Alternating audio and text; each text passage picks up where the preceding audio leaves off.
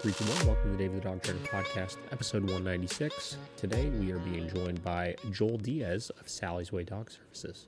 Let's get him Can you hear me? Yeah, how are you? Awesome. How you doing, man? I didn't know if I was going to be easier to listen to the mic or the AirPods themselves. So if this is working, great. I never use this on here. I usually use it on my phone, so it works out Yeah, no sweat. I can hear you just fine. perfect. How you I doing? tried to set up the mic last night and it was Didn't work not. It out? was just it's such an inconvenience. I was like, I'm just going to stick to what's simple, what Like the easiest thing is. once every month and a half, I feel like I'll either start a podcast episode or do like a virtual consult with somebody or something, and like things are just not working, and I have to like play this game of like tracing everything back through everything and Yeah, figuring out where the hole is. always very conveniently the timing. Yeah. Yeah, it literally always happens in the most inconvenient times. So So what's up, man? What number is this? This this is is one number one. 196. We're Ah, approaching the big God. 200. What? That's awesome, dude. I was hoping to hit the 200. I thought it'd be a hell of a number, but Yeah, right. 196 is awesome. Awesome to be with you, man. I appreciate your time. Yeah, man, I appreciate you coming on. So tell us a little bit about yourself. Where are you located out of? I'm in Alexandria, so born and raised Arlington, Virginia. So I'm more in the what they say DMV area, DC, Maryland, Virginia. Yeah, yeah. Right. So I travel all over, and I'm the owner of Sally's Way Dog Services. I'm the trainer at Sally's Way Dog Services. And as much as it's a dog trainer title, it's always about and what I'm learning more and more is how do we get to the dog owner and how do we find a way to approach their situation and put our emphasis in it a lot with a way that allows them to stay consistent, right? So that's my biggest. I don't want to say my biggest. That's the approach I started, like, if I take it way back, Caesar Milan was huge in my right. I'm a 90s baby. Yeah, yeah. So I was in high school and stuff when all that happened. And I remember seeing that show and just a very ignorant young kid and just saying, like, I could do that. I feel like I can do that. Not having any experience at all. Like, I didn't grow up with dogs, and a lot of times that doesn't even matter. But Yeah. I've always had this thing, and before then I used to live in Dominican Republic, Uh-huh. and the dog situation there is just there is no fur baby. There Yeah, yeah, is yeah. no. It's like no dogs like this is the house dog, and it comes and goes when it leaves, and hopefully it protects the house. Like Yeah, yeah. it's so I came from that, and then in 2001 is when I came here, and that's when I've been here since. But the approach with dogs has always been an interest, but it was never enough to how can I make a career out of this? There's no way to make a career out of this, so why even try to fall into that line of business or even think it's a thing? It was like zoology or basically work at a pet store or something like that. Yeah. So after high school is when I joined walking, businesses, and I just always try to find a way to help the owner, even though it wasn't my job, it wasn't in my title, it wasn't ever. It was like walk the dog, dude, and like you're fine. Mm-hmm. But I always felt like there was always a thing there in the sense of what can I do to make this. There's things you can do to always make things better. And after that, I worked at a boarding facility. It was a doggy daycare facility. This was 10 years ago. It feels like maybe no, like 12 years ago. And the same thing there, where it was like I was very, I didn't like the chaos, right? It was hard for me to deal with the dogs that coming through the gate and just routing all the other dogs off. And I always found it very easy to kind of find a way to uh, pick up on the environment and kind of how do I help these guys settle, knowing that it's a better place for all. Now, obviously, you had your dogs that were just there to start chaos, but I've just always had a thing for that. I've always had a thing for how do we get this dog that's not in balance, not in a place of here where it's like it can just be Yeah. and just kind of without having to approach, invade, or whatever, right? Mm-hmm. So I, I'm 34 right now. At 26, I took a swing. I used to do HVAC. I was one of the guys with the vans and doing RTU units and refrigeration, and I would go into restaurants and work on hot gas lines and whatnot. And took a swing, and it was just, I started walking. I had no resume in the sense of, and that's what people, dog owners want. They're like, okay, why would I hire you? Hmm. What have you done? And it's just tough because it's like, I had nothing but the motivation to try to help. I wouldn't say I didn't know what I was doing. Definitely not as much as now, but it was a very, what can I do? Not more of like, how can I help the owner be able to continue to do? Yeah. Right. And that was something I've learned on the way, and just kind of ego and thinking I can help every dog and blah, blah, blah. And it was just so, it was also new to me that now, so COVID hit, and that's when like everything changed. Hmm. And I was afraid. I thought I was gonna have to stop doing what I was doing. And after COVID, that's when I got a lot of opportunity, and that's when the resume started growing. And ever since then, it's been a nonstop, in a very good way, to the point that I'm helping. Dog trainers have asked me for certain situations to help with certain training sessions that or cases that they've had issues with, or not being able to reach what it is that their goal is. And then there's a not a what was the word I'm saying? Not a shelter, but a place where they foster dogs. So it's an organization that's nonprofit. Yeah. I'm able to help them kind of be the bridge too, where I help the foster find a way to, how do I help the foster give how do I give the foster the tools to be able to then move that dog over to the point where now it's better for a family home, for a family, Sure. of no kids, or just the family itself, or even a single person. So, and all that stuff just comes into play in the sense of on everything I've done. So it's like now we're here, but the beginning, man, it was a bumpy ride, dude. Yeah. Just looking back, it's crazy some of the stuff that we were just kind of taking on, or even willing to take on, and just thinking that anything was possible. And now it's just a very much, I try to stay in my lane. I try to stick to what I'm good at, and know that there's some things I just have to say no to, Yeah. regardless of what I think I can do with the dog. Sure. So just to mix it, your question, I took it to like 17 different avenues, Yeah. but Yeah. just to kind of pull up in one ball. So that's where we're at now, man. I'm super, I'm happy where we're at now, and it's just kind of, I'm finding where it is that I'm best suited, and the best, putting myself in the best place to be able to help the owner itself. Yeah. Yeah, I like it. I think, getting started in the industry, there's not really like a smooth cut way to do it. Like you mentioned, obviously you work somewhere where you were kind of getting hands on with dogs a little bit and wanting to help owners, then getting into like a daycare boarding environment, then getting into dog walking and stuff. You kind of got to get, it's, I don't know, man. I think sometimes you got to get like lucky, just like landing in the right place and being able to get some of the knowledge you need to be able to take the swing at it and full time jump into the industry if you want to do it in the right way. Like, sure, like, anybody could feel like they're good with dogs and then just like start a dog training business and start training. But like, I feel like most of those either fail pretty quickly because they don't have the backing or the knowledge of a lot of the hands on work with dogs that are not theirs, or they will grow and then plateau off with how far they can help the owners because they don't have Yeah. somebody to lean back on to like ask questions to, or when they encounter new situations, or it's very isolating. So when you're working by yourself all the time, like people that do it out of their house, it's like, at a certain point, you're not going to have anybody that's going to be there to like challenge what you're doing sometimes and help you Hmm. grow and level up. Where I feel like, in my career, as I've grown as a dog trainer, some of my biggest level ups have come by needing to be this like strong mentor for my staff or my trainers and things like that. And then like sometimes you're like working with dogs and they're watching you, and you're like, you start questioning things. You're like, wait a minute, is this the best way to do it?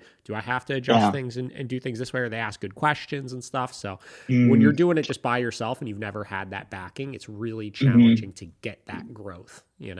For sure. So 100%. And I mean, that's part of the struggle, which it was like, yeah, and luckily we live in a place now where like you can see things online and all that. But at the sure. end of the day, I mean, till you get your hand, so you're in front of that dog and you're in Yeah. that situation and you're with that owner and you're in and then their personal life, and you realize how much influence that's coming into this, you're there for the dog training, but it's like there's so many other things that we pick up on Yeah. that are happening in their life that it's like, where's the line of there's other things I want to ask you that's not my job, but it's Yeah. like this is really coming into this street and these goals.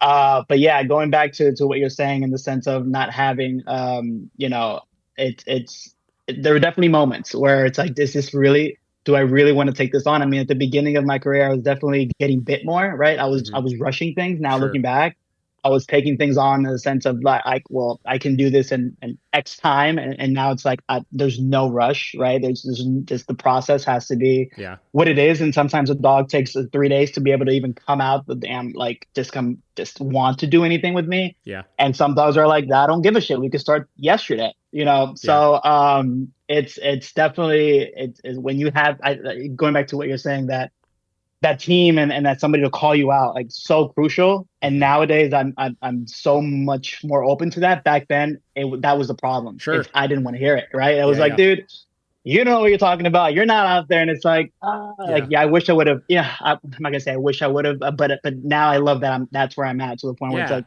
the competition aspect. And it's like, dude, there's so many dogs out there. There's so many people that it's like, that's the beauty of it. It's like, you can only cater to so much. Yeah. And that's how you get good at your, what it is that you're good at. And I mean, so true. The being called out is super important in the dog training world and life itself, right?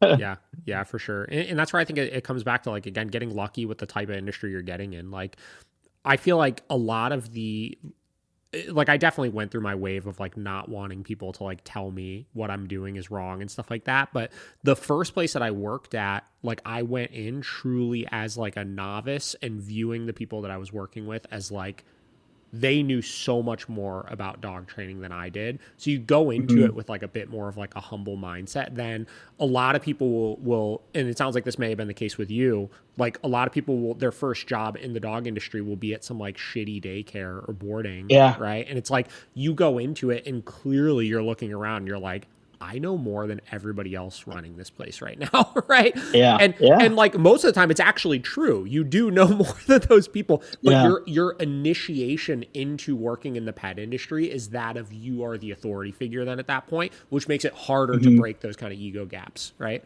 For sure. For sure. So it's just, I mean, it's tough, I obviously you got to sometimes take the opportunities that are presented to you, but, like, man, like, there are certain ones that are just so much better than others for getting started in the industry. So yeah, for sure. I like the avenue I got and the timing and everything. Again, looking back, it was just perfect. It somehow, some way, looking back, like, perfect. Yeah, I like it.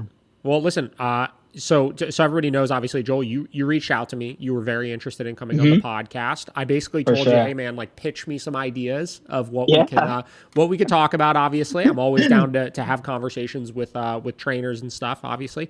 And you sent me a pretty thorough email with some good topics. And I think it would be a cool episode just to kind of go through these, and let's do it. We could just kind of give our take on these questions, these topics, see what kind of the takes are on it. And this will kind of be like an impromptu, like, we'll call it like a Q&A podcast with two trainers differing takes on things, and kind of see where we align on things, where we may differ on things, and create some maybe insightful conversations. So, your initial one that you brought up, obviously, is kind of a multi-part question. I'll kind of read the whole thing, and then we'll talk on it and break it down piece by piece here. So you'd said, how does an owner's mindset impact their dog's behavior?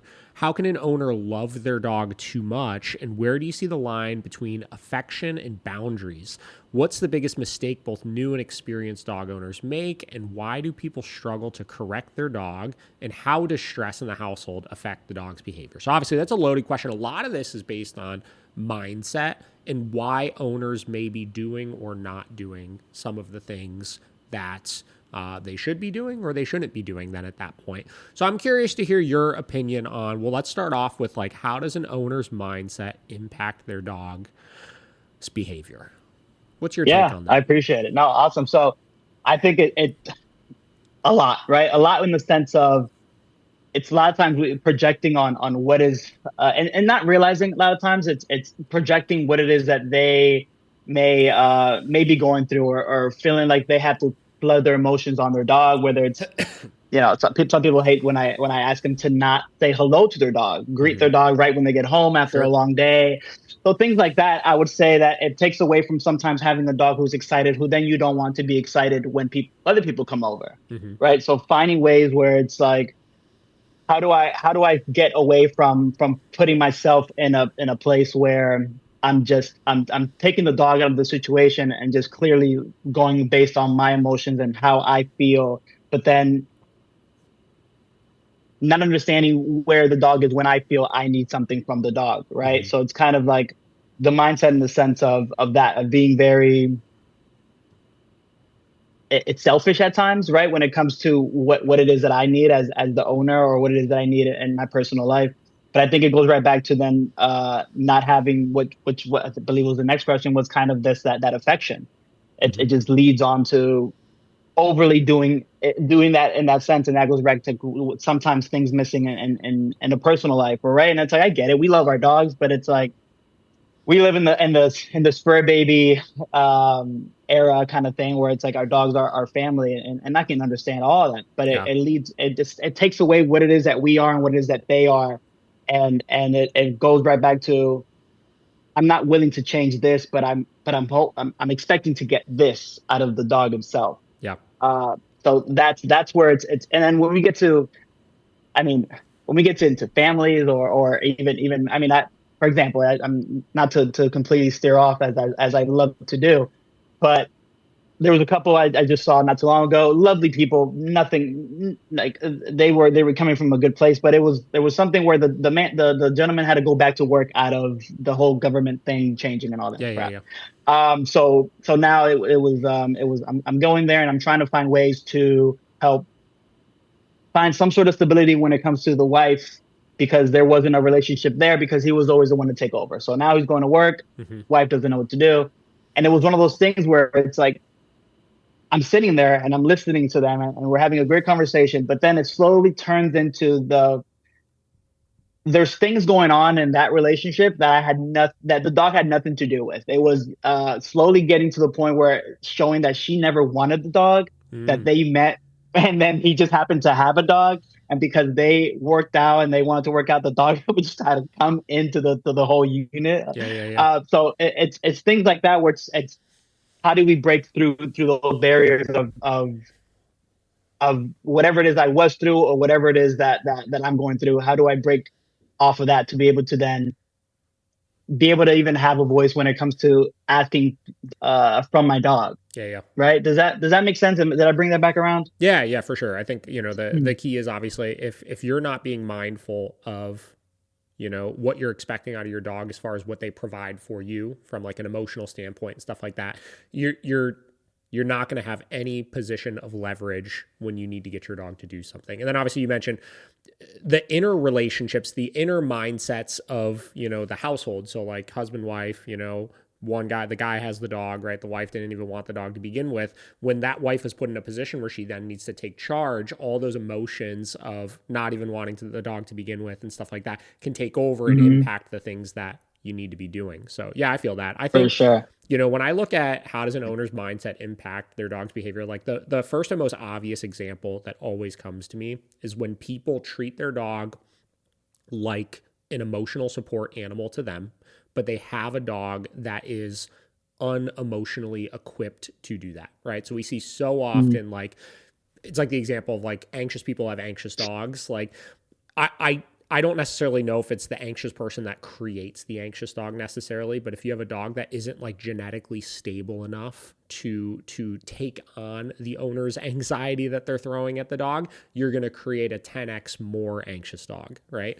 So your mindset, if you're a little bit of an anxious person, you're a little bit of a frantic person, it's going to show itself in how you're communicating with your dog, whether it's you get anxious and you just constantly are talking to the dog and petting the dog and throwing this Hmm. anxious energy on them, and they're going to turn into just kind of a mess that doesn't have a stable leader to guide them through situations. Or some people can be very frantic and they're constantly just micromanaging their dog all the time, which again creates Hmm. frustration, stress, and things like that. Hmm. Or any of the above, right? Like you have to be able to you have to be able to have a mindset of, I am here to lead and guide my dog's behavior, and the love side of things, like how can an owner love their dog too much? I don't know if there's a love your dog too much thing, but I think sometimes the love is not balanced out with direction, right? And most dogs crave the direction. All dogs crave the direction, and if we're not providing it for them, it's like, like you're just becoming the love vending machine, if you will.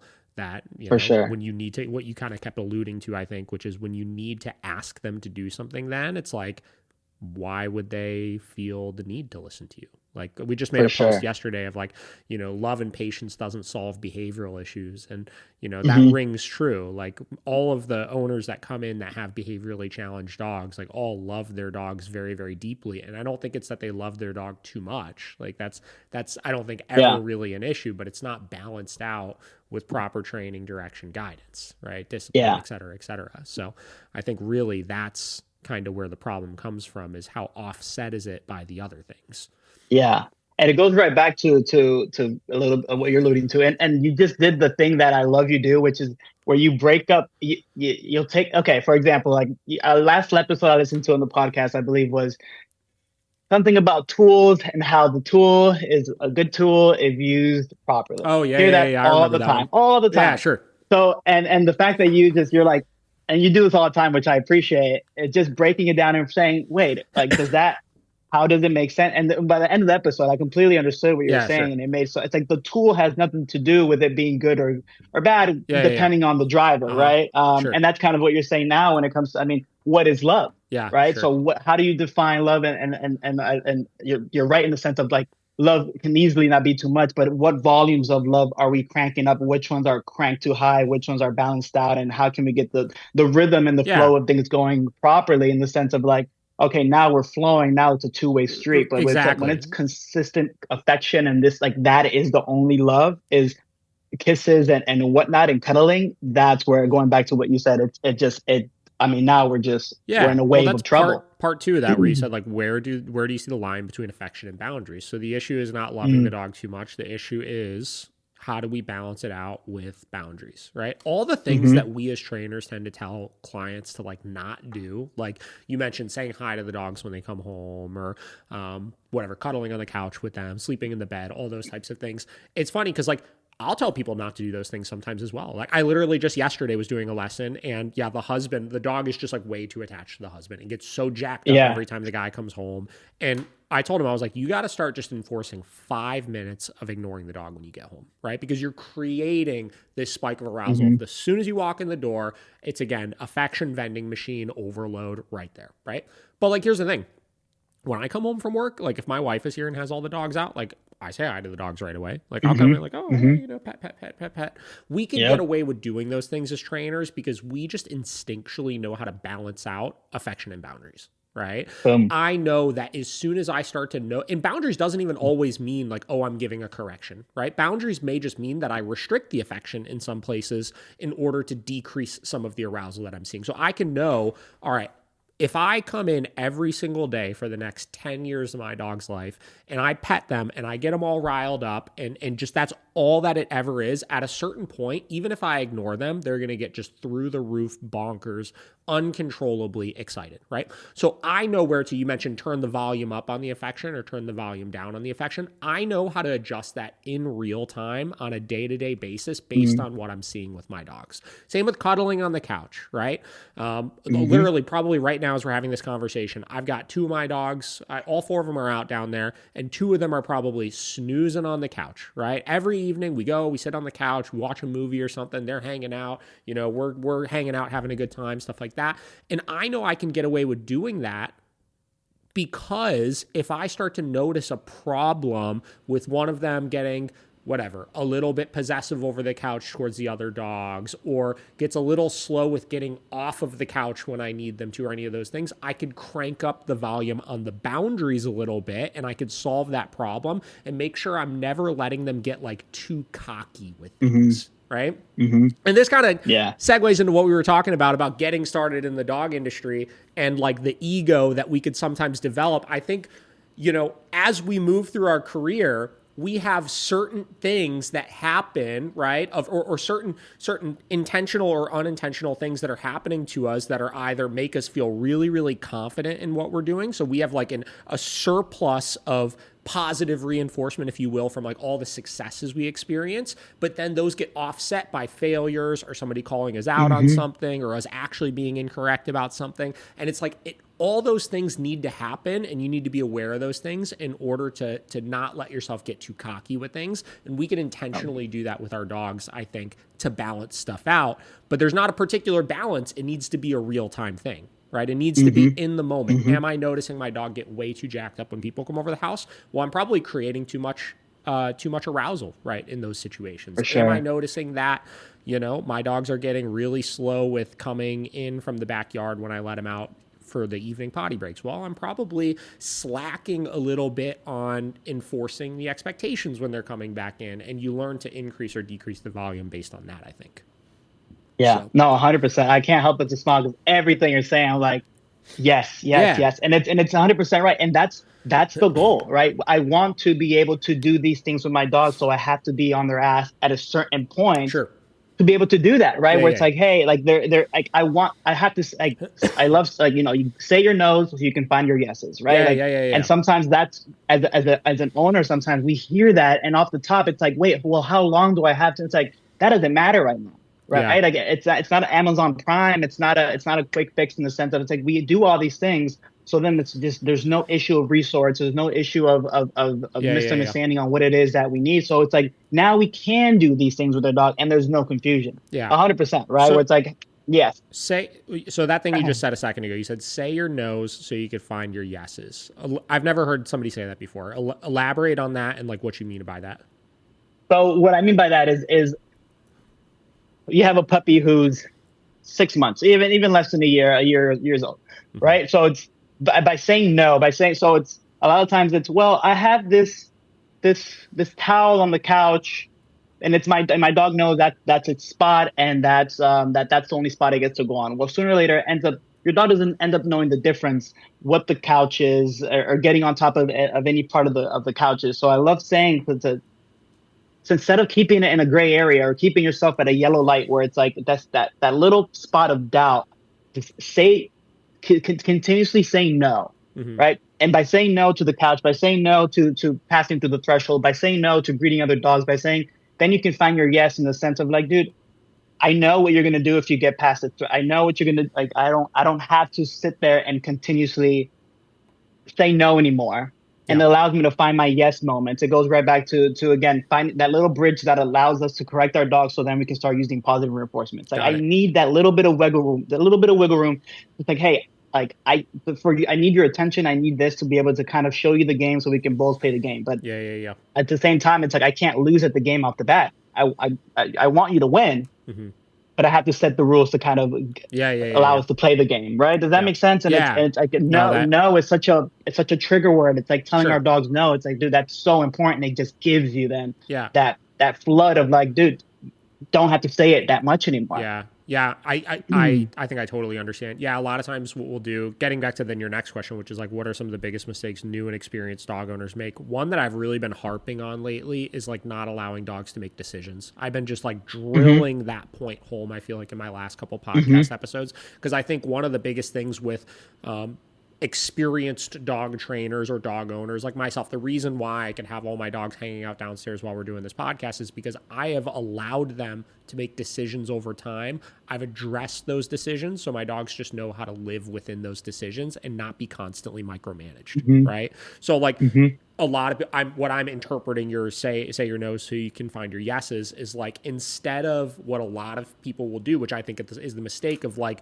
constantly redirecting their dog away from making certain mistakes. So like, they don't want the dog to get on the couch. Every time the dog starts wandering towards the couch, they're like, hey, come here, take this toy. Hey, come play with me, or whatever it may be, to prevent them from making that mistake, which actually teaches the dog literally nothing about what we don't want them to do, which is get on the fucking couch. Instead of doing that, what we should be doing is just allowing the dog to make these mistakes, communicating, hey, that's something I don't want you to do right now. Which you mentioned like trigger word about no. Yeah, I think a lot of people interpret that as like we're giving these like life altering corrections when the dog jumps on the couch. It's like that's not always the fucking case, right? Sometimes it's literally say no, pup. You know, like the tiny little correction for it, just to communicate that's something not to do right there. Then we leave all of these yeses open, all of these areas where you could do the proper thing, and we could provide reinforcement, or you could just learn that doing those things is fun and good and there's no consequences for them, et cetera, et cetera. So that's how I interpret that, which I really like that. Like I said, I've never heard it said like that before. But yeah, that's for me the biggest mistake I see new and experienced dog owners make, and a lot of fucking dog trainers making these days too, is like they cannot stop their dog from doing things unless the dog is in like a 4-hour long downstay or like a bed stay all day long when people are over the house, because the dog would be jumping all over the people if it weren't the case, or whatever it may be. Is we need to start putting dogs in positions to make decisions so that we can communicate which decisions are good, which decisions are bad, so that they could just be dogs and exist. So it's the only way, right? It's like it's the only way I can know what it is that you want me to do. It's like you kind of want to, the only way to it's like sometimes you need to wait to see if that teapot is going to go off, or if it's going to stay simmered, right? Just that little moment of like a dog loading or a dog like just kind of, and that just like I want to do this thing, but it's like, dude, it's that overdoing it or not allowing your dog to. It's like I'd rather a dog mess up and realize exactly what they did wrong, instead of just that me just kind of waiting for the dog to make the fucking mistake so I could just pop the collar. It's like, just wait, right? And sometimes sometimes we're just too close to whatever it is, or sometimes the dog's over aroused, so it's like it's a loss. Just, sometimes it's not the right situation, but a lot of times it's that where we just jump to. Sometimes going back to the opposite of too much love, I guess, and I'm not even using that word, but just overdoing it in the sense of not affection, but correction. Just overdoing in the sense of like, it needs to be this way. This is the way I had it set in my mind, and the dog went off. And it's like, that just means you're probably just moving too quickly or whatever. But it's when it comes to dog owners and what I see most often, it's a lot of times it's a liberty to be able to do anything you want, right? It's the dog dictating the schedule, and puppies a lot of times they kind of do because they have to go out every 2 to 3 hours or whatever, right? But sometimes it's the, and this is when again the family thing to be different. It's like they have kids and the kids want to see the puppy, and there's certain things where it's just tough because there's certain things that we have to do and take our emotions to school and kind of say this is what needs to happen for this to not be a thing in 3 months, right? So because it's that window of we just got the dog, it's new, I want to do everything with this dog, and the dog, this is where usually I get phone calls. It's 6 months, 8 months, and the dog's like, and it's like, what the hell happened? Well, it was happening every single day. It was happening every day, right? But it's that, and then the crate becomes more difficult because we never crated our dog because Lord forbid. Or having a leash inside the house, or having some sort of like, I need these things, and the dog understanding it at the moment, it's not important, right? Like it doesn't. It's the dog can adapt to what it is our lifestyle is. It's hard for us to continuously adapt to what it is that the dog, at least what we think the dog needs consistently, which is attention. It's like I think they need to run the opposite more than that, which is like, I love to give my dog attention. Don't get me wrong, let's play, but it's like, dude, if I ask you if I need room, get out of here.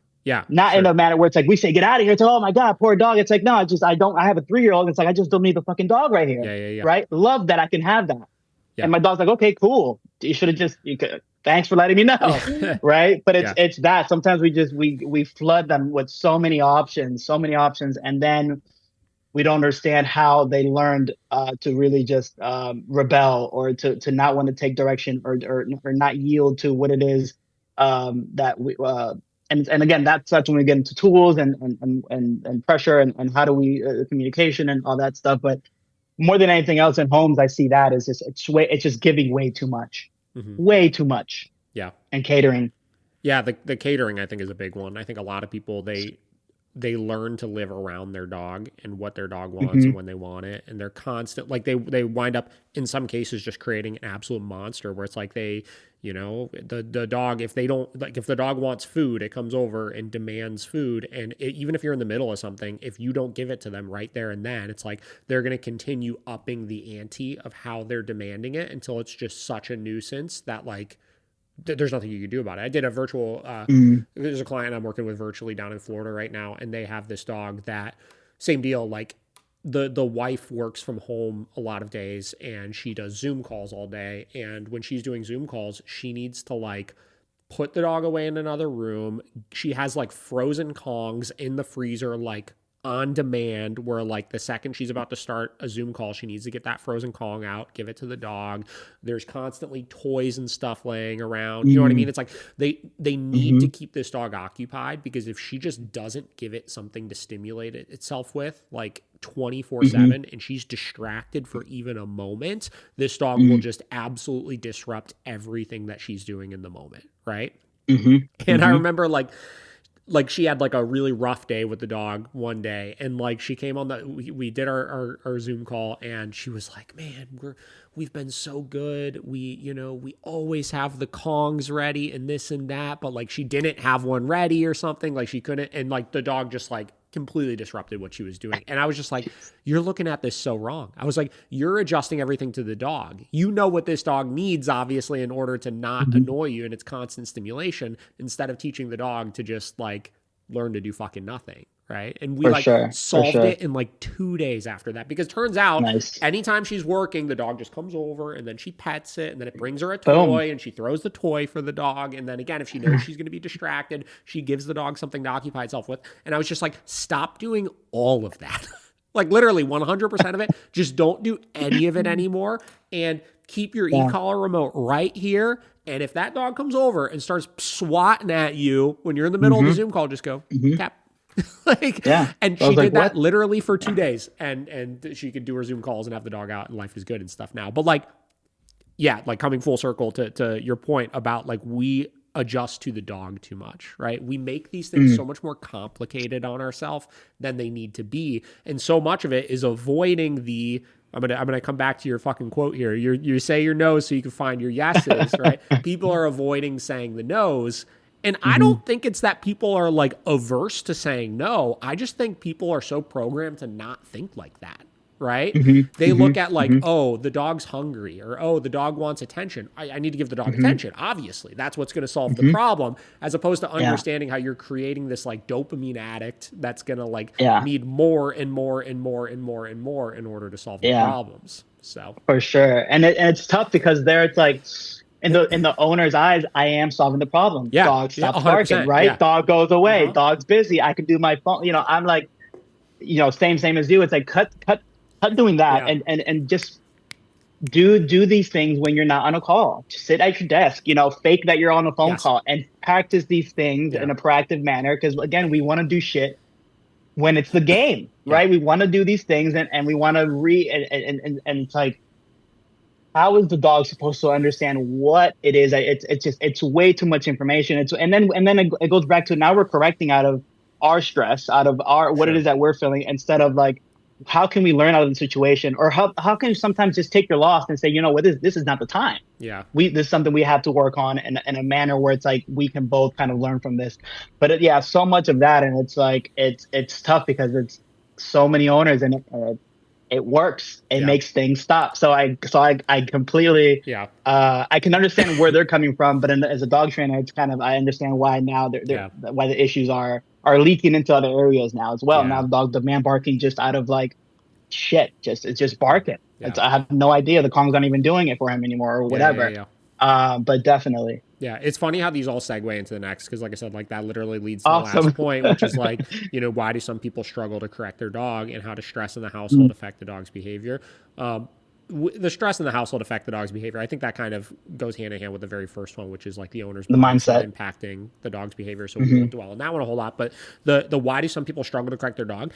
I don't think people do. I think people have not been taught how to properly do it. So what happens Mm, is they try to correct their dog, or they think they're correcting their dog, but they're not hmm actually doing so. And then anytime people have tried to teach them to correct their dog in the past, they've taught them to do it like very ineffectively. So they just kind of hmm are seeing themselves deliver this aversive to a dog and like it be unpleasant for the dog and it not actually accomplish anything and them feeling bad about it because of it, right? They're constantly in this trap of Yeah. like needing to correct over and over and over and over again for the same shit and never getting anywhere with it. So at a hmm certain point, it's like, what am I doing? Like, why do I keep Yeah. like in the owner's mind, like hurting my dog, when hmm it's not actually accomplishing anything? Because I'll tell you, the first time we show an owner how to deliver a proper correction to their dog for a clear thing to actually stop something and it fucking works, the rush that the owners get when they finally realize I have some control over my dog and holy shit, was it really that easy, is like mind Yeah. boggling, right? Yeah. Yeah. 100%. I mean, sometimes it goes right back to what are you using, right? Because if we Yeah, have a harness, we have a flag collar, we're using so much force. sure. Now we're just creating frustration. The dog's like, I don't even care about this shit. Yeah, Like yeah, I'm still looking at that dog. I'm still going off. That person is still asking me to pet. It's like, oh, and sometimes it's that, it's external things. And how do we control that? Well, that's tough. If you can't control the person coming into your dog, and we live in an environment where it's people saying you say no to somebody who wants to approach your dog. I mean, they're asking the question and their hands already on the fucking dog. yeah. So things like that, it's tough. Hmm. And then the dog learns again. It's like you can't even control this bubble we're in, Yeah. right? When it comes to being outdoors, but when it going back to what you just said in the sense of I just lost it. You said that the correct that sometimes it's exactly like you said with that one owner. Sometimes it's that one correction Hmm. switches. I mean, so many times where it's like, So holy simple. shit, I had no idea Yeah, the dog could do it. yeah, I had no idea the dog, and it's like the dog always understood.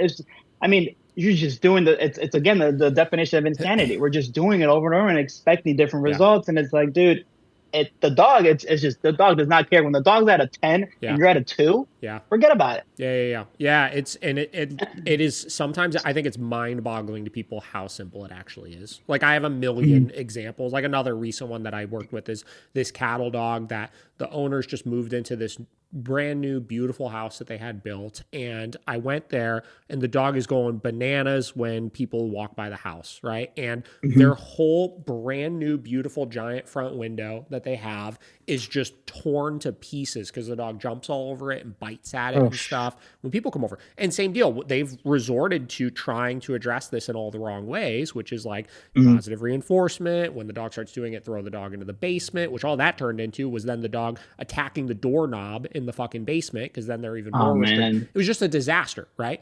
And we went in jeez. there, e-collar correction. I told him, I was like, take your e-collar, literally turn it all the Hmm way up. And when your dog jumps on the window tomorrow, I want you to correct the dog for it. And I want you Yeah, to do that every day yeah. for the next 5 days. Literally 2 days later, I got a text from them literally saying, like, that was like magic. He hasn't even touched the door, like, since you've been over. I Yeah, corrected him one time for it. And it's like, it blows people's mind how yeah, simple some of this stuff is. But there's so few trainers that will, like, tell people to actually do that, I feel like. yeah, Or they'll tell for them, sure. oh, correct the dog for it. And then, again, ineffectively, they will correct the dog at like a 10 on the fucking e-collar a bunch of Hmm times for it. And then it'll actually make it worse because you annoy the dog and nag the dog. And then, Yeah. again, that's what deters people from then giving corrections later in the future, is by being told to do hmm it in very ineffective ways. For sure. I've seen So, it so many times when it comes to yard digging. yeah, The dogs sure. escape, the dogs digging under, and it's like, dude, we could do this, or we could sit here and try to do 20 other things. When it's like you put Yeah. the, and again, the dog thinking that the dog's self-correcting, or at least thinking they're self-correcting. Yeah. I mean, what a game changer. Hmm. It's like I'm not even. It's like, the dog's like, what the like? They're not Yeah. even here, Hmm. right? So it's like, and then what does that give you? Well, it gives you the liberty to be able to do it. It gives it takes the stress away from the dog from doing so many other things that can even be harming out of just I mean just complete just bonkers. Just like, dude, we need some sort of gutters like we're bowling. It's just it's insane, but I love that you mentioned that, and it's sometimes it's that it's hearing it from us that allows the the owners and I love that and I appreciate that when trusting us and we've seen it and we've done it, that it gives them just that little bit of leeway and that little leap of faith, because sometimes it's, well, I've seen so many videos and the dog and the shock Sure. and bubble and like all these Yeah. things where it's like, dude, happens. Like I Yeah. can't do anything about that. But right now in this situation, I can definitely help you. Yeah. But Now, again, it's like for me to say to override what it is that they're feeling, or it's that's when it becomes tough, because it's yeah. like I can't force anybody to do Sure. anything. There obviously are examples where you get a new client that signs up for training. Like we worked with so many clients before that have like been through all these force-free trainers and were like die hard, like I want to do it this way, right? And then they realized it was ineffective and they finally like build up the like self-courage to be like, all right, I'm going to go seek out balance training methods, or I know that I probably am going to need an e-collar to solve this or whatever it may be. And, with clients like that, you do have to like take your time a little bit more. Like my example I used of the client where I told him that first session to like turn their e-collar all the way up and correct the dog for jumping on the window. Like there are some clients that like you could tell are emotionally not ready for that session one, right? And like, how do we get to a place where we can tell them to do that? Well, one, there are some that like their pain point is so high that you just have to get past it and you got to do it and show them how easy it is to stop, right? But there are others where it's like, all right, well, maybe we do 2 sessions showing them how effective balance training can be in some situations where it could be a little bit more gentle, right? And then as they build trust in us that we truly know what we're doing, know what we're talking about, and they see their dog succeed with things, then they're more ready to take on the information of the situations. They need to be a lot more firm on their dog, So there 100%. are obviously examples like that as well, but most of the time, like I said, I really at this stage in the game don't find people are that averse to correcting their dog. They just don't know how to do it. So 100%. I can agree with that. all right, let's move on here. So next section here. When it comes to training, what do you think is more important? Relationship, and then you put in parentheses, trust or obedience. And then he said, do you need both for the other to be effective? And what are some of the most underrated training techniques? Let's start with those first two. What do you think is more important? Well, I would say I want both, right? But I would start with, and it sounds so like, but relationship, right? Relationship, why? Relationship in the sense of, it's tough to start asking the dog to do something and again, there's certain situations where, and it's very rare where it's like, it just has to start with complete conflict. But most of the time I'm trying to find a way to build trust. I'm trying to find a way to get the dog to do things that I'm not even asking to do anything, right? Let's just go out and about and just see how you are on a leash, or see how you are, what moves you, what motivates you, what kind of, but I would find ways to have trust, to be able to then have for the dog to have any sort of will to want to even work with me. And that, how does that work? Well, I wouldn't want to ask the dog, asking the dog to do something for me when we have already had some sort of non-conflict activity together. Much easier, I would say, than to just ask it to do something and then create play. Now, there's a way to obviously do both. We're going to Chuck E. Cheese library, play, sit, play, sit. Right. But it's like, and that works in obedience and play. But with when it comes to trust itself, I think sometimes it's literally doing the opposite of obedience and just being with the dog. The dog expects sometimes to just, I can't tell you how many dogs just even putting a prong collar on or a slip leash, they just feel like, dude, it's life or death. So sometimes if I see that, then I'm not going against overriding what it is that dog's feeling in most situations. And by that, I mean not asking it to do anything because the slip leash is on, or because the prong collar is on, or because I know what the end goal is. It's like, this is the dog that I'd rather have it be on my side than think that I'm working against it, right? But at the end of the day, I want both. I think with both, it's what it's all about. Yeah. So these are like trick questions to me almost, because I feel like the wordage of it, I don't think that's a word, but the verbiage of it is a little bit misleading, right? Because you have, all right, relationship, right? Like relationship to me is something, again, this is something I talked about a lot on the podcast before, but like it's such a like foo trigger word, because like That's what I wanted to say at the beginning. Like food, I don't want to sound. Yeah. What the fuck does it mean? Like when people say, like I hear people all the time say the like relationship starts, right? It's the relationship. It's like, what the fuck does that mean? What is the relationship? Because if we're just saying the relationship is the dog liking us, fuck that. I don't think that's that important initially, right? But if we're saying, but like relationship could be anything, right? Like you look at all of the people in your life you have relationships with. You have a different relationship with your boss versus your best friend versus your parents versus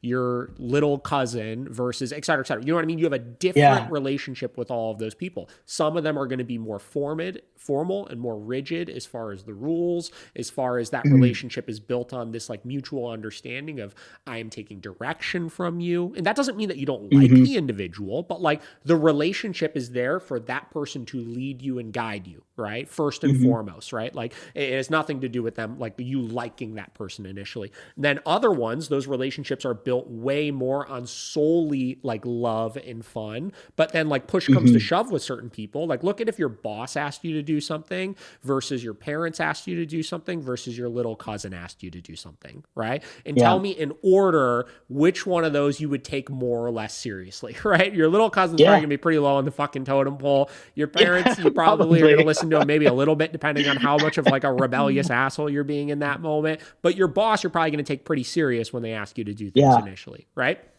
So what kind of relationship are we talking about in the first place? There we go. And sure, if we say like relationship can be any of those things, I'm going to pick that of like a boss, and I'm going to say that, yeah, that is more important than obedience, right? But if we flip this and we say, forget relationship, but trust, right? Is trust and then let's put instead of obedience, like training and rules more important? Well, then we start getting into a bit of an interesting conversation, because I don't think that I need to have a dog that fully trusts me in order to have a dog that listens to me and follows the rules that I'm taking. And I think from a safety standpoint and from a standpoint of, can we build on a dog that listens to me and understands the rules I'm setting? Can that dog then learn to trust me and then learn to like me on the back end? Absolutely. And at least I know I have the core essentials taught with them right off the rip, right? So it just depends. Like the words, I think they just need to be more clear than simply relationship versus obedience, because it's just so gray. I think as trainers, we need to start defining what some of these things are more clearly, what we mean by them more clearly, right? I love that. I love that. And like do you need both for the other to be effective? Like, no. Like I could have a dog that, like, we have plenty of clients that we work with that initially I get the dog to listen to me, but the dog doesn't really like me. The dog probably still doesn't trust me that much, but it still works, right? Yeah. And on the contrary, there are plenty of dogs that like, this is a tough one, because like, can a dog really trust an owner? Like, what context are they trusting them in, without being obedient or listen to the owner to some extent?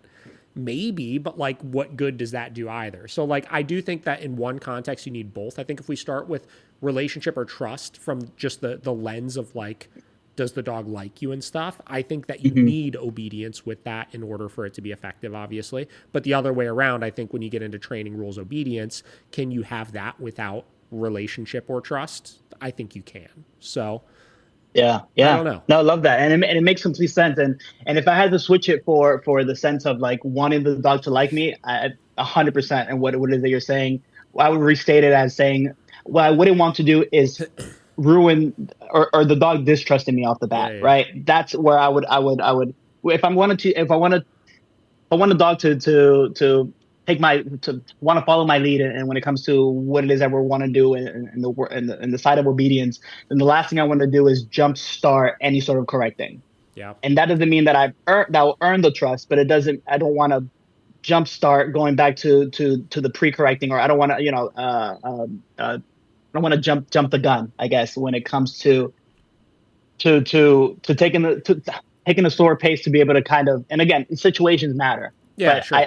I think that makes sense, because the relationship goes back to the word to love. It goes right back to the word. Like, what does it mean when it's so makes sense. Yeah, one thing we used to always tell people is like you have two sides of your relationship, if you will, right? You have rules and boundaries, and then you have love and affection. And again, all this ties back to some of the initial shit that we were talking about of like loving a Yeah. dog too much. Like it's all about the balance of how you skew things. And when you're Hmm. developing your relationship with new dogs, I always say it's more important to lean into the rules and boundaries side of things. So, you know, relationship versus obedience. We'll say relationship Hmm. is love and affection. We'll say obedience is rules and boundaries. I always Hmm. lean into the rules and boundaries first because the love and affection can always be built stronger later.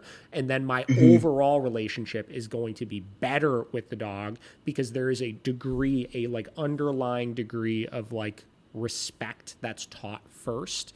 To then build on some like healthy love and affection then after that. Right. So So in essence, trust takes time, sure. Yeah, for right? sure. Yeah, yeah, yeah. It takes me showing you 100%. before telling you, Yeah. hey, come on and trust me. Where it's like, but it's get me across this fear that some dogs it's fucking jumping over a stick. Yeah.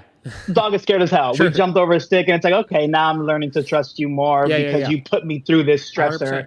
But the world didn't come down when I thought. So the second time around, next stick, next stick, next stick. Next thing you know, we're fucking jumping on whatever. But it's like, 100%, I hear you, Yeah. and it makes sense. Yeah, yeah.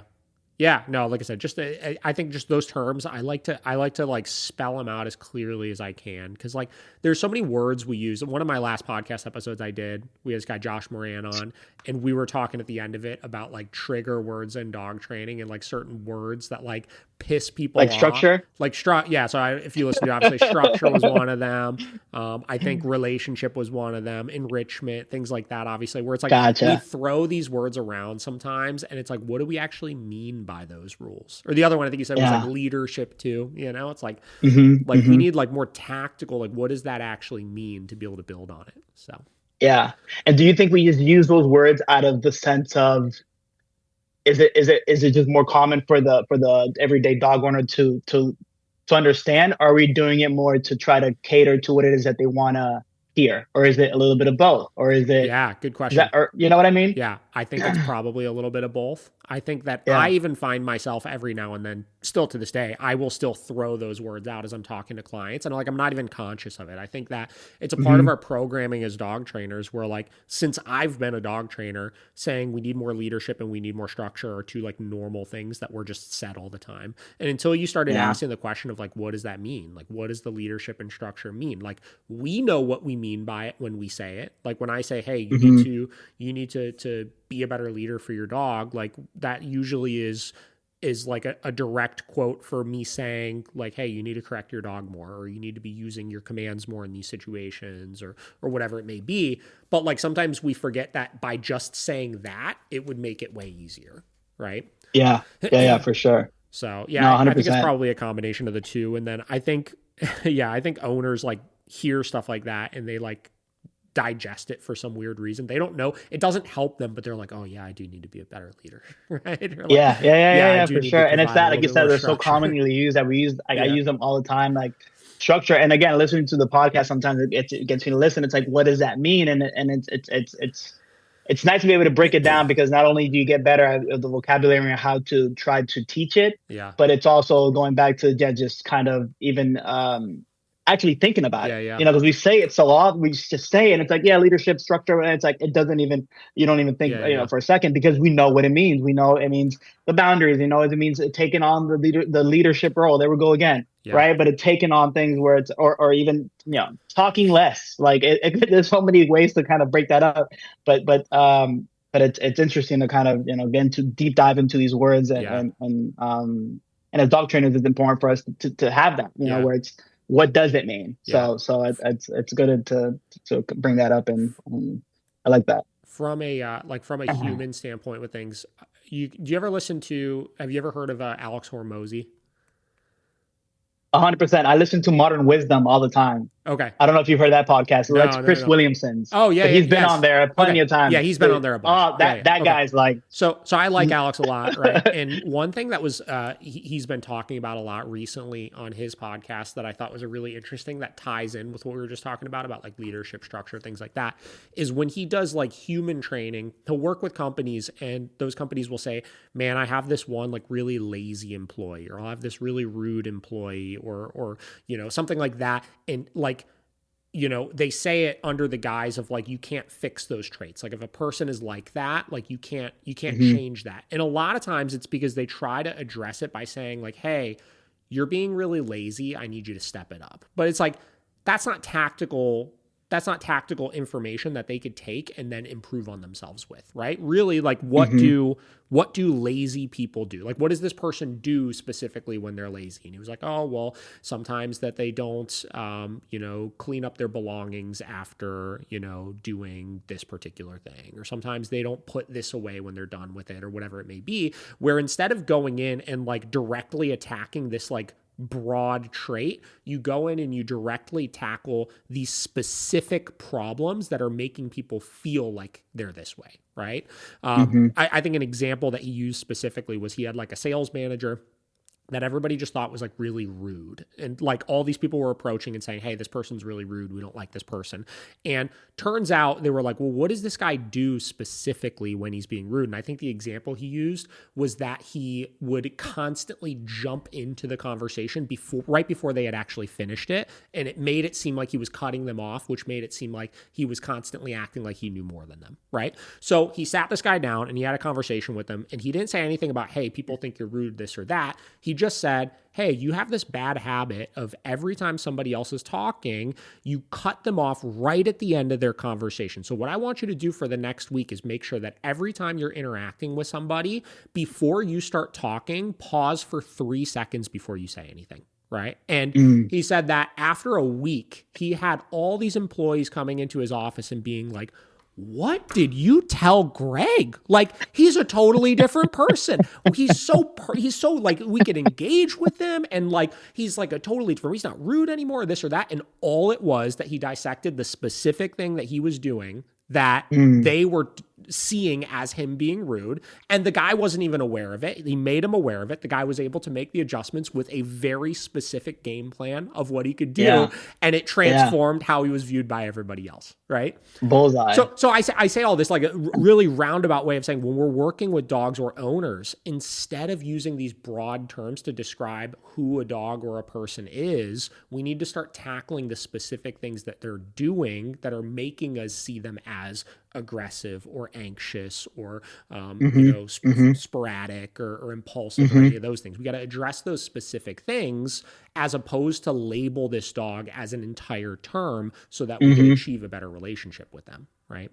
100%. Yeah, no, you see it all the time where the word aggressive gets thrown around so much, and it's like, dude, your dog's not confident. Your dog has no idea what the fuck to do, and it's waiting for somebody to kind of help it out. And it's like, well, when we're steering away from every situation because our dog's aggressive. When it's like your dog's frustrated, your dog's excited, your dog's like, so many ways where it's like hitting it heads on, and kind of it's like my dog's he's an asshole or whatever. Well, it's like why or my dog's it's. I mean, it makes so much sense to just not to figure out what it is in the macro lens, right? Where it's like, and then kind of and hitting it right there. It's. I mean, I Alex Hormozi, I love the way he kind of, and he's not for everybody, and that's kind of where I'm at now, where it's like, I used to really try to steer or pedal in a way or come about in a way where I was going to. I was going to seem attractive to the owner, right? I was going to, this is what you need, and now it's kind of where it's. I'm not everybody's cup of tea. I'm not going to tippy tap and babysit and kind of where it's like, and there's a way to go about it where it's like I'm only here to help, but I'm also gonna to be direct, to be transparent, to feel like I'm not here to be your friend. I think that's sometimes important, right? Like I'm here to give you results, and at the end of the day, And it doesn't mean that it has to, but I love those conversations when you can actually have the conversation with the dog. And it's like, where is that coming? Why do you feel like this prong collar is so barbaric? And so like, why do you, and kind of really breaking it down to kind of, and Yeah. that aspect. But shit like that, I love it. And I think it takes, it tells you a lot about the person itself. And again, it's and taking the ego out of it, but just kind of, yes, putting yourself in the other person's place, but also just really, just being direct, man. Like at the end of the day, just not trying to, going back to the word cater, which what does that mean? But Yeah. doing that where it's your identity is this, and this is what you are as a trainer, and this is what you, and you're not for everybody. You know, some people may say I'm too militant. Some people may say I'm too, at the end of the day, I'm very prideful in my work. I bring it every fucking time. And I hold my clients accountable, just like I expect to be held accountable as well. But I think that we're getting so far away from that. And that seems harsh now to Yeah. be able to just put it out there and just say it directly. Right. And Yeah. it can be tough, and it can be fucking awkward sometimes, where it's like, Mm-hmm. it doesn't have to be this difficult. It's just what I said. It's not something about you. It's something about your dog, and now you're taking it personal. Yeah. And I don't know how that got from this to that, but I think it all kind of comes together. I think that's an interesting conversation though, because I think that I would almost push back a little bit on that and say like you can, I feel like you're phrasing that like you're not for everybody because the information that I deliver is delivered in a way that not everybody can take as how they need to, right? Is kind of how I hear that a little bit, where I feel like you can be for everybody, but that doesn't mean that you have to like change who you are and what you feel is important to push on clients. Sometimes the delivery just needs to be changed based on the person you're working with. Just like how you were talking about a minute ago, about how with some dogs, when you're building trust with them initially, you're making sure that you're understanding, hey, maybe this dog isn't ready for me day one to like really get on their case about this, right? Or, maybe I need to kind of take this little bit of a roundabout approach to build a bit of a relationship, if you will, with the dog, so that I have this trust established when I do need to get on them later or whatever it may be, right? We learn how to adapt to dogs. And you would never say like, oh, my approach isn't right for a lot of dogs, because you know how to adjust based on the dog you're working with. And I think sometimes 100%. we don't look at the people like we look at the dogs, meaning like you're training people as well, and your delivery of what you're trying to get them to do, because that's all it is, right? You are trying to get owners to change their behavior to help their dogs, right? No different than when we're working with dogs. We're trying to get them to change their behavior to help the owners, right?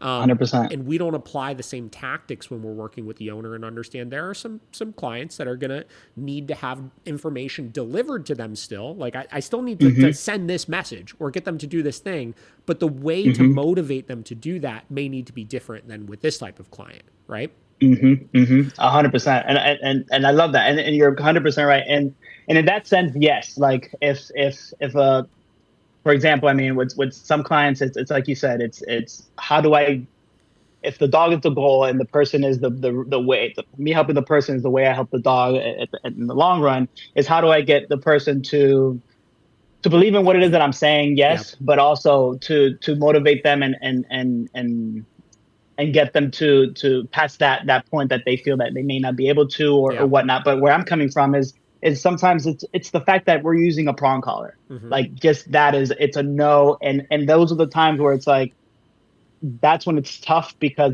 it's like, I love to educate. I love to break it down and say, hey, let's just try it. Let's just try it. But sometimes you're talking to the wall at that point. Right. And that's where it's sometimes tough. And I would, Sure. And what I mean is, before I would try to find a way to still work with that person. Yeah. Okay. I And get where now you're it's going like with this. that's what I'm saying. So here's my question, because this is something I hear trainers ask me about all the time, right? And this goes into like literally the next question is like, do you have clients refuse to use tools because they fear judgment for their neighborhood? How do you approach it? Why do you feel clients get so emotional about using them, et cetera, et cetera? We almost never see that anymore, right? But my question for you is, do you make the tools optional? Right? So like prong collar, e-collar, for example, right? Are those optional tools for your clients? Like you mentioned, like some clients that say, hey, I don't want to use a prong. You'll try to find a different way to help them, et cetera, et cetera. Is that something you're still doing, or is that something that you just did in the past? No, 100% optional. But what I will say It is is that 100% optional, you said? in the sense of they have the right to choose, right? But Sure, of but course. my thing is me willing to work with you without the tool. That's where sometimes I build That's kind of what I the meant. Like when, yeah. like so they're non-optional for us, right? We use Gotcha. prong collars and e-collars. That's it, Right. Like what right? it is that you If guys you want, want, exactly, and yeah, that's 100%. you want the results that we get. This is how we get there, right? So to Hmm. your point Hmm. then about like, Hmm. we're not for everybody. Sure, if you have somebody that Hmm. like, is a force-free nut and they want to come to us for training, but they want to change the whole way we're Hmm. doing things, we're just not going to work with them, right? Yeah. And yes, Yeah. we could. I could agree with you, obviously, from that lens of like I might not be right for anybody, but what it sounds like, correct me if I'm wrong, is sometimes you're Hmm. running into situations where you work with these clients prior to having that established of these are some non-optional things. And then you get Hmm. yourself in a sticky position where it's like, maybe we're a session in, they don't want to use the prong yet, so we try to wait it out a couple Hmm. sessions to Hmm. see if we can get them to trust us and then want to use the Hmm. prong later Hmm. on. And you're already putting yourself from the get-go, session one, Hmm. in a bad position with that client because it's like, Hmm. I put the ball in their court, right? When we establish Hmm. this relationship, when a client comes to me for training, they are hiring me as a teacher. They're hiring me as somebody that knows Hmm. more than them. And the second that I step into session number one, and they said when they signed up, I don't want to use a prong collar just yet. And we said, you know what? That's fine. We'll see how it goes and maybe we'll try to use it Hmm. later. We've immediately switched that to they are the one calling the shots, Hmm. which back to your relationship word, right? That is not the kind of relationship that we want to have with our clients. Dude, I love this so much. 100%. So that's what I'm saying. So before, Yeah. that's what I would try to do, Yeah. right? To Sure. try Sure. to find a way. It's like I want to work with you, and Yeah. it's like I will bend my way. No, Now yeah. Can't I'm do right it. where you are, where You it's like, can't do dude, it. I can't. If you want this and this, and you're trying to switch, it's like build me this house, but you can't use the hammer Yeah. and you can't use the fucking tool.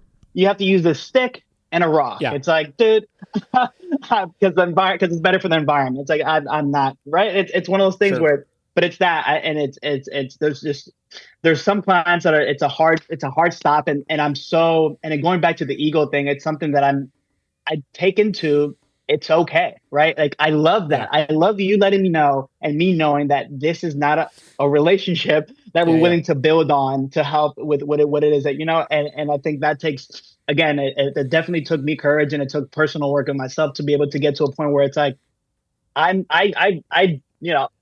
saying no to clients and saying, and going back to the business is not moving in the way it should because I'm saying no, but feeling so fucking proud about the Yeah. work and knowing the difference you're making, and then making a salesman of my clients, of Yeah. like, hey, like that's, love that shit, Mm-hmm. like, and that Yeah. is so I think we agree in that point, Yeah. in that sense, for I sure, would and just it has to be that way, I, right? I would reword it though from like you even said a second ago, you said, Yeah. saying no to my clients. Like this is where like these people aren't even your clients until they've agreed upon the terms. You know what I mean? Mm. You're not saying no to your clients. Once you have the Yeah, yeah, client, love that. you've established that these people trust you, right? And yes, Hmm. there may be, like I was saying a minute ago, different ways you need to deliver information. And when you start using those tools, obviously, maybe some clients may need to have them, experienced initially in a little bit more gentle of a way to kind of help them reverse their negative perception of them or things like that. But at Hmm. least they trust you that, okay, they're telling me, Joel is telling me that I need to use a prong collar and e-collar with my dog. So I trust him to do that. And I trust that Joel is going to ease me into that tool in a way that I need to be eased into it. You know what Hmm. I mean? Hmm. As 100%. opposed to, like you have clients that immediately say, I want to work with you, but I do not want to do this. It's like, well, that's a little bit more unrealistic, right? Gotcha. Yeah, yeah, 100%. And you're totally dead on in the sense of like, yeah, you're right. They're They're just not somebody on clients the yet. phone at that point, Yeah. right? Yeah. Yeah. Yeah, So that's love a that. lot of it, And at this point, I think a part of the reason why I barely there maybe once every couple months I get a call that I'm doing a sales call, and these people are just like oblivious to the fact that we use e-collars and stuff, and like I have to tell them, I was like, yeah, we use them, and then they're like, oh well, I don't want to do that. I'm like, all right, that's fine. There's other trainers out there that Yeah, don't use e-collars, right? You can go yeah, find one of yeah, them, 100%, right? for But sure. like, man, we are just so goddamn transparent about the tools we use. Yeah, Like, it just doesn't for happen sure. that much anymore. So, But that's what you want, right? Yeah. Because you want the traffic to come in to be like, okay, I know Yes. what I'm searching for. So it's, and you know, nothing sounds more positive than positive reinforcement and Yeah. all this stuff. And that's one of the things where I mean, but at the same time, sometimes people hear balance trainer and they think I'm going to put an e-collar on a 3-month-old dog. Yeah, sure. So sometimes it's even getting into, hey, let's reel it back. And Yeah. sometimes it makes them even more certain. They're like, oh, okay, I was thinking Yeah. all kinds of shit. I thought you were Well, gonna come here and just slap this thing on the yes. dog. It's like I don't even know what. Well, Yes. let's sit down and talk. Let's figure this out in a manner where it's like it's realistic. But it's I Yeah. mean, but to steer away and say I will never use, or I'm so far from that. If Yeah. Yeah. anything, I'm way too transparent in the way Yeah. of how we work. Yeah, and sometimes it is just an education issue. Like we'll have people call that, we'll ask, "Oh, I see you use e-collars. Like I am a little bit nervous about them. Hmm. Can you talk to me about them?" And you just give them a little Hmm. spiel on, "Hey, this is what the tool is. This is the goal with the tool, et cetera, et cetera." And they're like, "Oh, okay, that makes sense. Let's do it." Right. Yeah. So I don't Yeah. immediately shut people down, obviously, because they call and say, "Hey, like I'm nervous about the tool, or I don't really like the tools, or have had a bad experience with Right. the tools in the past." I think most people, getting back to like, do people have a hard time correcting their dogs? Do people have a hard time using tools? I don't think so. I think that, no different. They just haven't seen how effective the tools can be in many Hmm. cases, and as Hmm. long as they trust you enough to like show you how to use them effectively, I think you're going to be in good shape. So, For sure. I mean, to educate is it's we got to do it. I mean, it has to be in us. yeah. All right, moving on here. In your experience, what's the most misused training tool? And have you seen treats actually cause behavior issues when used incorrectly? What's your take on that? Well, I think treats could be. I mean, it could fall right into that as well. But when it comes to, I mean, it has to be either the harness or the flat collar. One of the two. I mean, and that's easy, right? Where Sure. it's like, yeah, you see it all the time. But it's just crazy. And so I'll bring it back to treats. But it's like with treats, what happens is we care about our dogs so much. We care about a dog so much and their well-being and their stress, but it's like, and that's why we will never use a slip leash. We will never use a prong collar, e-collar. So we have them on the harness, we have them on the e-collar, but the dog's obese, right? Mm-hmm. So it's like that's a double whammy. So not even Sure. are you having a way to have a communication with your dog, but your dog's is 6 months and is fat as shit, and it's like that's so hard to kind of so. I mean, those two tools by themselves, and it goes right back to bringing it right back to what we feel emotionally Yep. and how we feel. This is what our dog wants. This is what our dog needs. When I think at the end of the day, this is what makes us feel good. And then the dog is the one that has to kind of and the dog's not going to complain about getting food. Yeah. But most of the time it's finding tools that are that feel okay with us and they're not creating conflict or even making us feel a certain way if we were to. Because I mean, I get people that if you flick your wrist with the prong collar, the dog knows right away what to do. But the frustration that comes out of a flat collar or out of a harness, out of the fact of, well, my dog's not, I'm not harming it. That's where it becomes a little bit of a battle hill. Yeah. Yeah, for sure. Okay, so before I say this, I'm going to first Please. say that misuse does not mean used abusively or used, in any type of like harmful or bad way. So, like, I'm not saying that this one is this, obviously, but in my experience, the most misused training tool, I will go out on a limb and say the e-collar probably is it.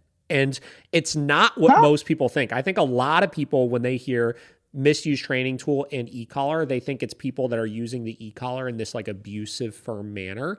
I think it's the polar opposite. I think it's all the people out there that are claiming that the e-collar is a positive to dogs, and it's not. So many people try to sell it to clients by saying it's not a negative, it's just a tickle, this and that. Like the e-collar, per its actual use, is an aversive training tool used to teach or deter behaviors, and we've gotten so far away from actually saying that and like calling it what it actually is. So I think that tool for sure.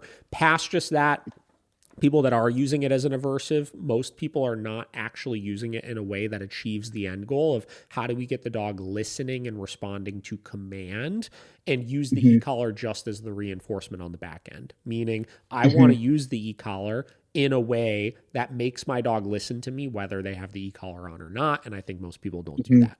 So I would say the Gotcha. e-collar to me is the most misused training tool. And then have you seen treats actually cause behavior issues when used incorrectly?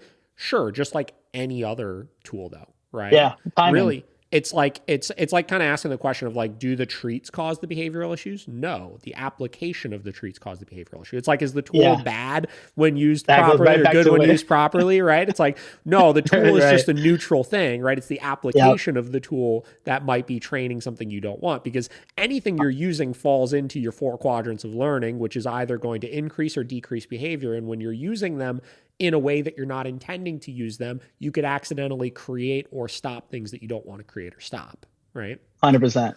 100%. And going back to the e-collar, I mean, I see that shit on TikTok all the time where Yeah. it's like, I mean, and it sucks because it's like, I mean, that's a lot of times that's what we're competing with where it comes to, now is it worse that the e-collar, that people don't want to use it, or is it worse that people who now do want to use it think it's Yeah. this happy-go-lucky? You know Yeah, what I mean? sure. Like, so what's worse? Yeah. It's a shock collar, and it does what it's intended to do. But the hard part is when it's like when it's so soft, and again, it gets Yeah. it, It's just not really you know. doing anything. I think owners, though, like, I don't know, maybe we just have really good clients, but like, I think owners are good at seeing through the bullshit. And like, a lot of owners that have seen stuff like that, or maybe worked with trainers before that only use e-collar in a fucking 5, I think as soon as you coach them through why that is so faulty and why they haven't seen the results they want to see, they're like, oh yeah, like that actually makes complete sense. Like some people, Yeah, like for I think we sure. treat dog owners like they're fucking idiots sometimes. Like dog owners are, they're smart, right? Like they could 100%. understand common logic. And I think that when you break things down in a clear, concise way to them, they could take it, and whether they like it or not, they could at least understand, oh, that makes sense. That's correct. Right. Yep. No, I couldn't agree more. And again, it goes back to anything else anybody does. You put me in a lab with a doctor, I'm gonna look like what are we doing? What are we, where it's like it's how do we it's the educating part of it, and kind of going about it the right way. Yeah. Okay. So can training ever be too structured? And do you believe dogs truly understand punishment, or do they simply learn to avoid pain versus seek pleasure? What's the best way to train a dog owner who has had bad experiences with training, whether it's their own experience or their dog's? Let's separate those a little bit. So let's start with, can training ever be too structured? Let's start with that one. Can training ever be too structured? So it's the word structure, right? Yeah, So sure. I mean, I would say there it goes kind of right back to what we were talking about earlier when it comes to jumping the gun, when it comes to certain behaviors, right? Where it comes to not letting the dog understand what it is that we do not find that appropriate, right? When it comes to the dog's loading, looking at another dog. Dog is only doing this thing where it's staring down the dog. We jump it before the dog even takes a step forward. Right now, there's certain situations, but I would say there's too much structure when we're helicoptering. Is that a word? When we're helicoptering over the dog's behavior consistently, and again, structure would in that sense, it's more of trying to control all the dynamic or all the decision making. Now, do I want to make decisions for my dog? I think it's important for me too. But the end goal is for them to make better decisions, and sometimes for that to happen, shit needs to go down in a way where it's like this is what we're trying to get away from, but for the dog to understand that that's what I don't want sooner. I mean, sometimes you got to do the behavior. Yeah. Right. So that I would say where we're not allowing our dogs to fuck up. Yeah. Like that's where I would say it's too much, and we're kind of too adamant to kind of correct or jump the gun or not even allow it. Yeah. In that sense. Yeah. So getting back to defining our words, if structure equals, just constantly using commands and things like that in order to micromanage our dog, absolutely, because it takes away the decision making, and you're just basically creating this dog that the only way you can get them to behave is by getting them to do nothing at all, right? So yes, I think training can be too structured from that standpoint. If structure equals, do we have really clear and concise routines for how we handle any situation we would present or be presented with, then I would say no, it cannot, right? I teach my clients that, and this doesn't involve using obedience commands necessarily, but like, what do we do when we see another dog on the walk? I want to have a really structured out routine that, hey, just do this every time you see another dog, right? What do I do when I have guests come over the house, right? Structured out routine, we do this. What do I do when I feed my dog? Structured out routine, this is what I do. What do I do when I take my dog for a walk? This is what I do, et cetera, et cetera. I think the more structure you could apply to those things and the more you could have a black and white routine of follow A, B, C, D step every time you're put in this situation, it helps make things clear and predictable for dogs and for owners. It makes it easier for everybody to be successful in the long run. So it just depends on what we mean by structure, obviously. Yep. Yeah. No, for sure. To determine. I love that. And again, it goes right back to kind of cementing the groundwork. So once it dries up, it just becomes the dog's just it's initial. You open the door, the dog's like, I know Exactly. other dog don't, and that's what we want at the end of the day. And sometimes it's by like you said, micromanaging it, just we never get to that point because we just never allow that line to be crossed, and it's so important for that to happen. Yes. A lot of occasions. So I'm curious what you mean by this next one, though. Do you believe dogs truly understand punishment, or do they simply learn to avoid pain versus seek pleasure? Elaborate on that for me. So what I mean is I guess the I don't want to say the pain aspect so I know obviously at the end of the day it's what's pleasurable for the dog and what isn't, like what brings consequences and what brings pleasure, right? One of the two things. So I guess my question would be more the first one, in the sense of what? In the sense of do they I mean, I just feel like do you feel like ever like some dogs just don't care? What do you mean? Like some dogs. What I mean is, in the sense of, you ever feel like a dog, like, okay, you correct the dog or whatever, and it's like it's so overwhelmed, it's so overstimulated where you don't feel like it changes the behavior. Yeah, that would not be punishment. Okay. Right. So like punishment by definition is something that decreases behavior. So if what we're saying, because we'll hear people say this all the time, is, well, I punished my dog or I corrected my dog for this and it made it worse. It's like, well, then you didn't punish your dog. So create punishment, you create change is how that works. By definition, if the thing you applied wasn't like motivating enough for them to want to avoid moving forward, it was not punishment. Right? No, 100%. Yeah, for sure. And going back to so what I'm saying is does the dog understand the difference between that, or does it just seek pleasure? Right? Does it understand the difference between, if I do this moving forward, do they? I guess you just answered it. Well, I look at them as they're synonymous, right? So like you said, do they truly understand punishment and what is punishment by definition? Well, let's just say we're using positive punishment. Is you're adding something into the equation specifically to decrease the likelihood of a behavior in the future, right? So that means they should want to avoid the thing you're adding to decrease the likelihood of the behavior in the future, right? A dog that is avoiding pain, or we'll just say discomfort, because like not all punishment is painful, obviously. There are just, 100%. Varying levels of discomfort, right? That would fall into the exact definition of punishment, right? They are avoiding something that you were adding, right, in order to decrease a behavior, right?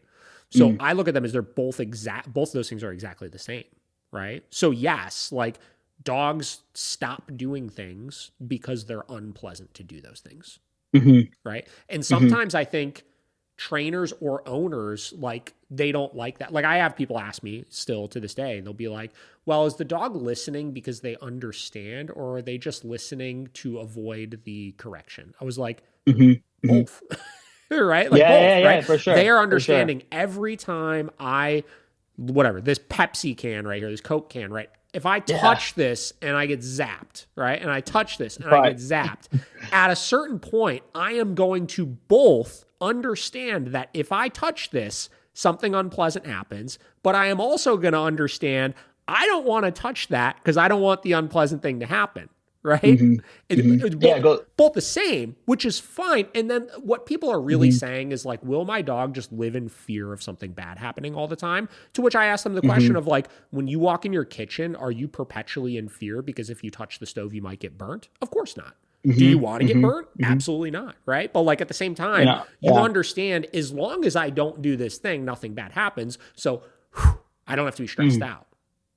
Yeah, what confused me there, as you could tell from the pause, is the word punishment. I love how you just use the word fear. Sure, that makes it makes a lot more sense than what it is that I was saying, and it makes complete sense. And what you're saying, where it's like it's that is it? Am I in a consistent swivel because of this happening in X area? And it's semantics. It's semantics, though, right? Because like when you're cooking, right, and your stove is on, like, do you not touch the pan because you like are scared of getting burnt? Like, like I don't want to get fucking burnt by the pan. We could argue that the idea of getting burnt by the pan is a little bit scary, right? But it's the perpetual fear that people don't want, right? And obviously I don't want either, right? Like you don't want to be perpetually scared of, I don't know what it is that's going to fucking burn me, right? That's a fucking word. You nailed it. So that's it. And I think Ivan Balabanov in his, like, he did a whole thing on e-collars one time, like a YouTube special, and he broke it down really, really clearly in the best way possible, I think, where he was talking about exactly that, right? The stove burns you, but like when you walk in the kitchen, you're not stressed out because you just understand that thing right there burns me if I touch it, right?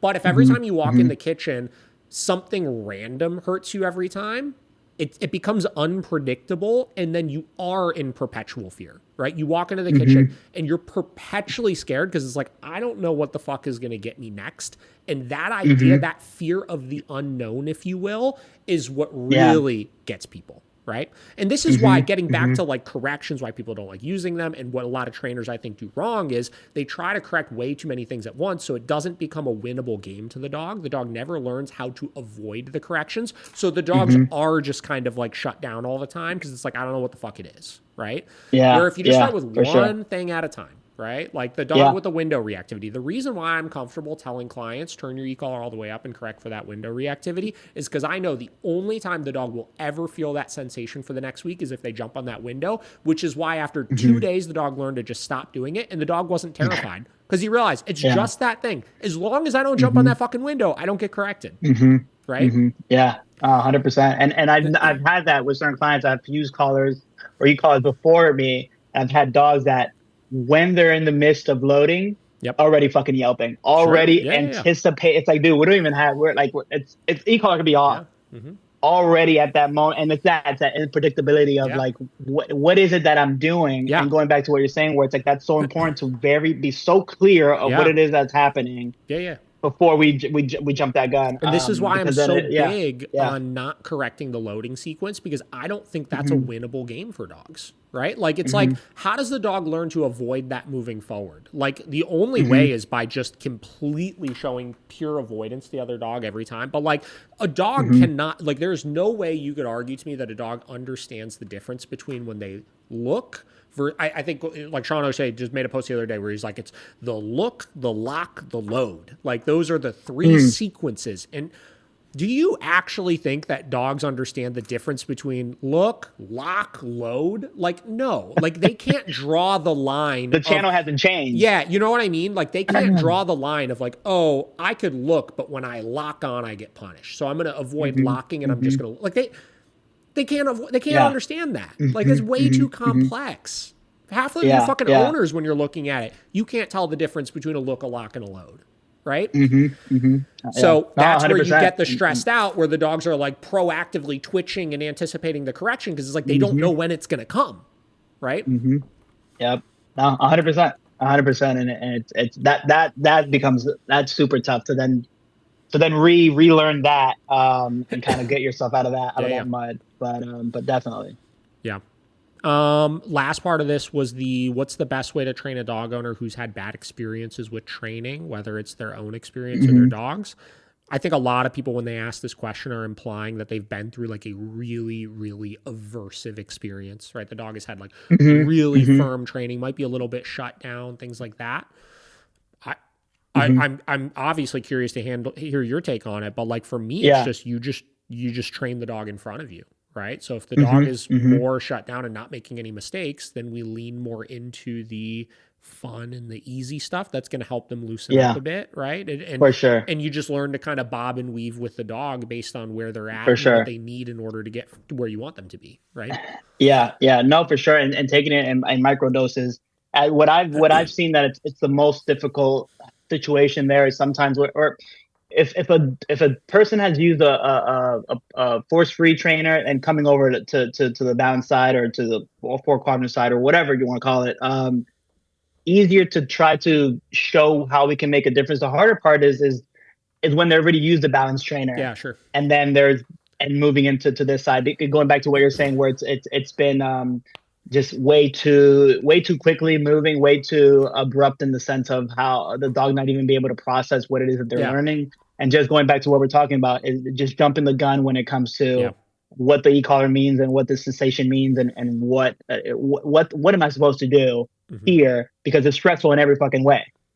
Right. And then getting the owner's trust to kind of want to work with me and using the same tools, but now and reintroducing it in a different manner. And I guess it goes right back to what you're saying, which is just breaking it up and training the dog in front of you. But that's where it's that I guess where I was going with that question. Yeah. I don't know if you guys see that a lot. Yeah, I mean, we get a lot of dogs. We get less dogs that have been through force-free trainers prior and more dogs that have come from balance trainers prior. And I think like from an owner standpoint, what I'm needing to usually communicate to them is to do less, right? I think so many balanced dog trainers are constantly telling them to, again, use a lot of commands and use a lot of constant corrections that are usually really naggy to try to manage the dog's behavior. And they just get these confused dogs that like never know what to do, right?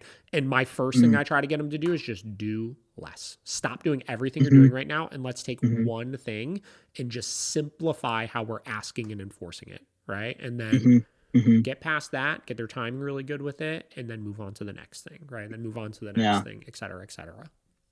100%. No, it makes complete sense. And that just taking it again in micro doses and kind of doing it in that fashion. I mean, I think what you guys do, I think it's incredible. And I think I don't know who, I think it's I listen to the page and they always break things. Is that one of the trainers at your facility? Paige is our media girl. Paige is sitting right here. Oh, hey, Paige. Yeah. So who are the ones that are in the mic? Sometimes they Michelle and Bridget. Dude, they bring up some topics, and I love listening to their like it's awesome. But what you guys are doing, I mean, it's just and this how transparent you are with your work, and going back to what you're saying, and just taking it for this is what we are, this is what we aren't. Like I'm now learning that, so that's why I was attracted to your podcast, and I like always take away something from hearing you out and the vocabulary and how to break it down and how to not confuse. On the way you do that, I can really appreciate that. So thank you, man. This was super cool. Dude, I really appreciate it. I'm super happy you reached out. This turned into a really cool conversation as far as kind of breaking down some of these questions and stuff. And yeah, I mean, dude, like there's nothing magical about what we're doing. It really you're just working with people. You know what I mean? Like that's it. Yeah. And like sometimes we forget like we're just working with people. You know what I mean? And like, you got to set your boundaries up front, right? Make sure they're not dictating things, but like you're building a relationship with people. And I've said this a million times before. Sometimes we look too much at the dog in like our picture of like, this dog should meet this fucking goal, right? We need to get this dog from here to here. And we forget about the human we're working with. So what happens is we create all these expectations that we created because we want the dog to look like this, and then we try to force them on the owner, and the owner doesn't want that, right? Like, a lot of owners, I think where people lose owners is they try to get the owner to do too many things that are either really fucking complex, like unnecessarily complex, and they could simplify it for them more, or two, they haven't articulated really why the thing you're asking them to do is so important for not what you want, but the goal that they hired you for in the first place. You know what I mean? Like every client has a pain point. And if you could link everything back to that pain point of why this directly relates to this single problem, the motivation is there. Like these people don't just spend thousands of dollars on training for their fucking health. You know what I mean? Like, they do it because they want to solve a specific problem. Right. And we need to stay focused on that goal. And sometimes this is the crazy thing too, right? Sometimes that pain point for them is they just want to build a connection, with the trainer. They want to build a connection Mm-hmm. with the Mm-hmm. dog, right? And it's not even Mm-hmm. any particular behavior thing. It's just they want to build a connection. And I Mm-hmm. joke that some of our best clients out there that have referred the most people to us over the years, I would be embarrassed if like there were videos of how those dogs behaved with the owners out and about, because they're just like, Yeah. Yeah. it's not, they don't do any, you know what I mean? Like the training is not there, right? Like the dogs are not well behaved, but the owners are so happy because they like us, right? We've built a great relationship with them, Mm-hmm. right? The Mm-hmm. dogs like us, you know, whether they're super well behaved or not, like they're all around, the relationship, if you will, is just really sound. And that was their pain point. That's Mm-hmm. what they wanted. And that's why they're Mm-hmm. happy. And those clients, if we tried to force them to have these like militantly well-behaved dogs, we would ruin Mm-hmm. all of that. And then we would turn them away from us. So you just got to look at the Mm-hmm. person you're working with and be like, what does Mm-hmm. this person actually want? And link Yeah. everything back to that.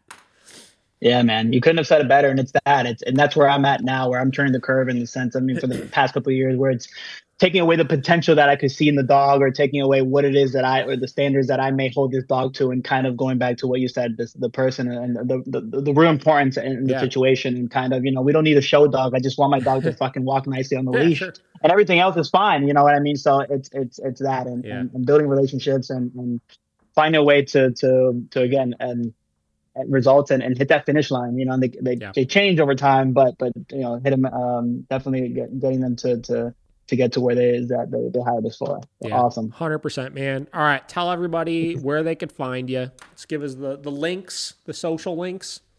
Yeah, man. So Sally's Way Dog Services everywhere. Sally's Way Dog Services on TikTok, social media. Still getting better at that end of it. But I'm all over the DMV. I go all over Virginia, all over Maryland, and all over DC.